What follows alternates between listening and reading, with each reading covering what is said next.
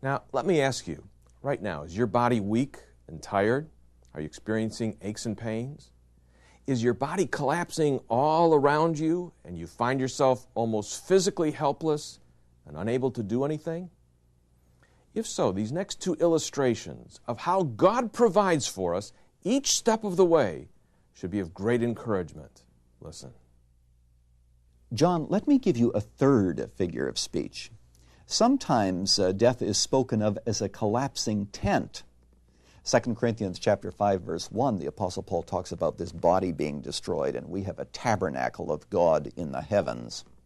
Well, you know, of course, that a tent is oftentimes used in some very bad weather, and it gets tattered, and the canvas begins to leak. Isn't that a picture of our bodies? We become weary. I'm still a relatively young man, but I'm beginning to find that I can't do what I used to. We are all in the process of deterioration. And God is going to give us a permanent home. You know, we're going to be talking about heaven in another broadcast, but let me tell you up front that when you move into heaven, you are never going to have to pack and move again. Permanent home. John, do you remember that story of the guys who were out and they were putting up their tent, and one said to the other, you know, don't put in your stakes too deeply because we're leaving in the morning? Well, I want you to know today that we used to sing, you know, this world is not my home, and it's not our home. It's not our permanent home because we're leaving in the morning. Let me give you another figure of speech, and that is that death is like the sailing of a ship. You know, in Philippians chapter 1, the Apostle Paul says, the time of my departure is come, and that is really a nautical term. It's like a boat that's been pushed out to sea. And of course, we know that we are going to enter into the harbor safely. Let me read from the book of Hebrews, chapter 6. This is what it says.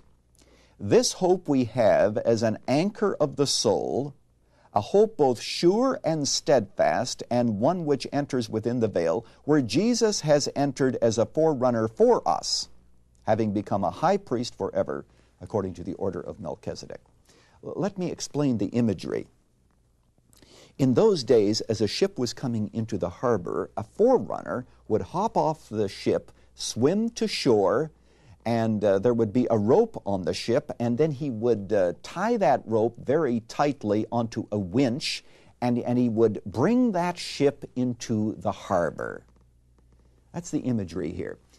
The author is saying that Jesus has gone into the Holy of Holies. And because he is there, we have now an anchor of the soul, and Jesus is taking us within the veil. He is the forerunner. Perhaps I speak to you today, and your ship is battered, and you're tired of the storms, and the ship is creaking, and you're weary of the fight out there. Well, I want you to know that if you're a believer in Jesus Christ, you will make harbor safely, because our forerunner has made it, and we will too.